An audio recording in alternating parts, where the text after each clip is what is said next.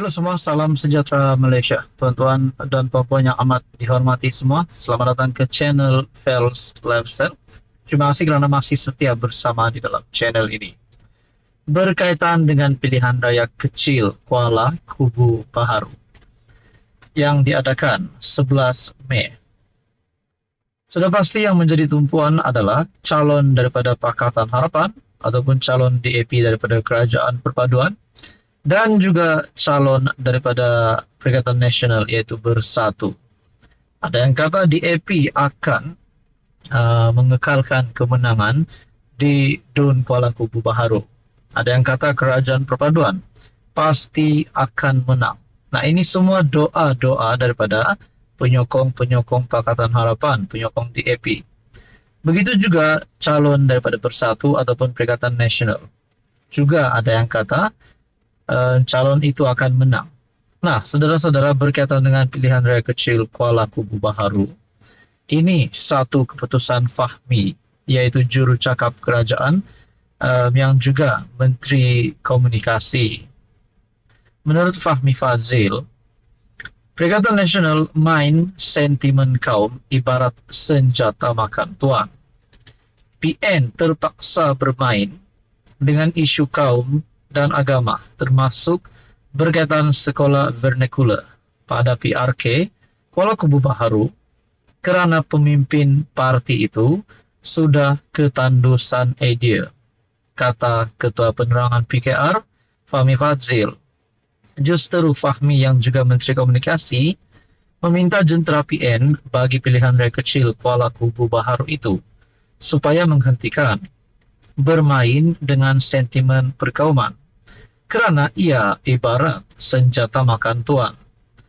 Berapa ramai pimpinan PAS hantar anak mereka ke sekolah Cina?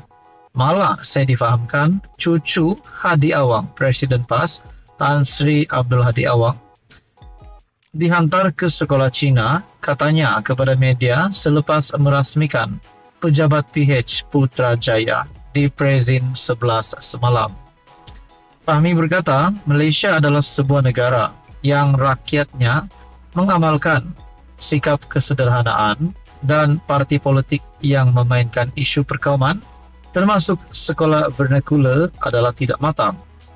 Menurut Fahmi, ketika ini dalam situasi panic mode kerana walaupun sudah masuk hari kelima kempen pilihan raya kecil Kuala Kubu Baharu, pemimpin utama PAS didakwa masih memboikot PN. Kita ingatkan, di boikot itu Starbucks, KFC. Rupanya calon PN pun kena boikot, katanya. Nah, pendedahan daripada Fahmi Fadzil ketika ini dalam situasi panic mode kerana walaupun sudah masuk hari kelima kempen, pemimpin utama PAS didakwa masih memboikot PN. Rupanya calon PN pun kena boikot menurut Fahmi Fadzil. Sebelum ini, Ketua Penerangan PAS Ahmad Fadli Syari mempolitikkan latar belakang pendidikan calon PH yang mewakili Kerajaan Perpaduan, yaitu Pang Sok Tau. Sementara itu, Fahmi berkata, PM Datuk Seri Anwar Ibrahim boleh turun kempen pada PRK KKB pada bila-bila masa.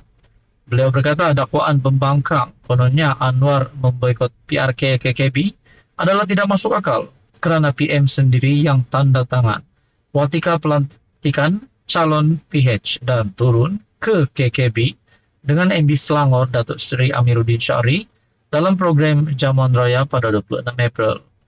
Perdana Menteri boleh turun bila-bila masa, katanya. Pada PRK berkenaan, Pang ditentang oleh 3 pencabarnya, iaitu Khairul Azhari, Perikatan Nasional, Hafizah Zainuddin, Parti Rakyat Malaysia, dan Nyau Keshin Bebas. PRK itu diadakan susulan kematian penyandangnya, Lee Ki Hyong 58, pada 21 Mac lepas. SPR menetapkan 11 Mei sebagai hari mengundi, manakala pengundian awal pada 7 Mei. Nah, saudara-saudara, berkaitan dengan isu ini, apa komen Anda? Sekian saja, teruskan bersama di dalam channel ini.